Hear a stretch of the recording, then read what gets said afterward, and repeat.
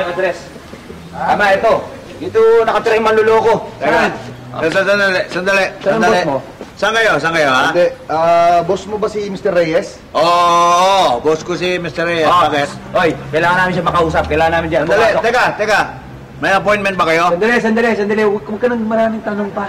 Kami yung tatlong pinagkakautangan ng boss mo. Manluloko yung boss mo eh. Manluloko. Sino ba kayo, ha? Hindi. Kasi kami yung downline ng boss mo dun sa online na networking.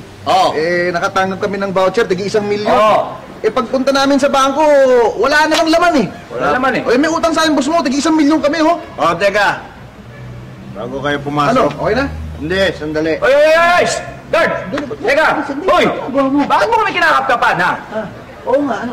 Mahirap na. Ano mahirap na? Gusto ko lang makasiguro. Hindi porke maganda ang forma, mabait na tao na. Mamaya mga salbahe kayo, mga masasama ugali nyo eh, ha?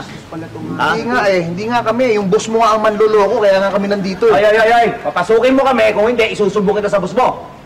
Kakapal na mukha nyo, ha? Sandali. Ano? Masyado ka makaste.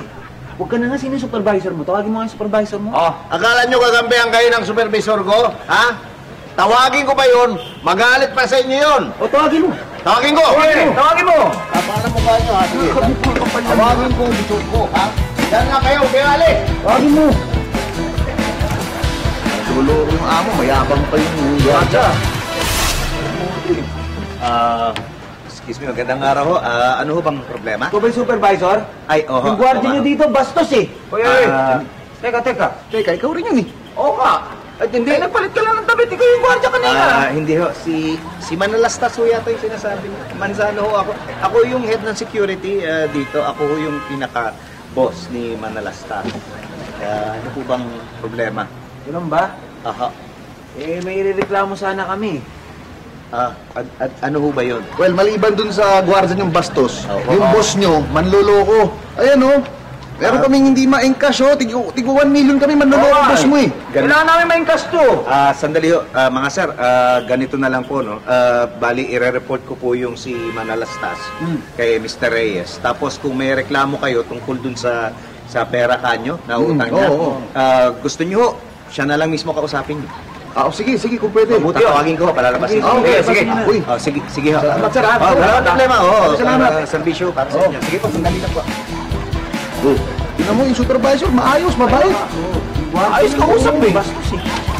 Siya kanina parang nakaway lagi eh. Alam mo, siya may ari. Excuse me, gentlemen. I was told by my head of security that you have a certain problem with my associate. Mr. Reyes? Yes, it's me. It's me. Teka. Parang ikaw din yung gwardiya at saka yung supervisor kanina. Kamukha mo eh. No.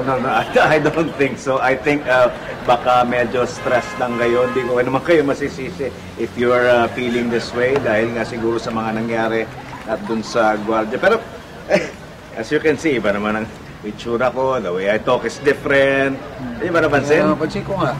Layo. Ano ba kayong dalawa? Hindi, pasensya ka na, Mr. Reyes. Nakaka-stress kasi talaga yung gwardiya niyo, na bad trip kami. You know what? Marami na nga kaming nare-receive na complaint tungkol dun sa gwardiya namin. Don't you worry, I will personally take care of it. I will have to do something about him. Okay? Mr. Reyes, yung ano kasi, yung mga voucher namin. Yes, the vouchers, yes. You know what? I will take care of these. And after kong asikasuhin yung sa security guard, I'll ask my secretary to come over and you can claim the money. Talaga? Yes, Makukuha na po namin. Yes, naka-ready na. Salamat You po. will receive 1 million each. Yes, Cash po? Yes po, naka-prepare na. Okay? Ayos, So, give me a few minutes and I will deal with my problem and Sige lang po, ito ayusin namin. Sige lang. Thank you po, sir ha. No problem. Diba? Maayos na usap ni Mr. Reyes eh. Hindi ka tulad ng gwardiya, bastos. Ayan, Nakalimutan mo na yung gwardiya. Limutan mo na eh, pera na eh. Bastos eh.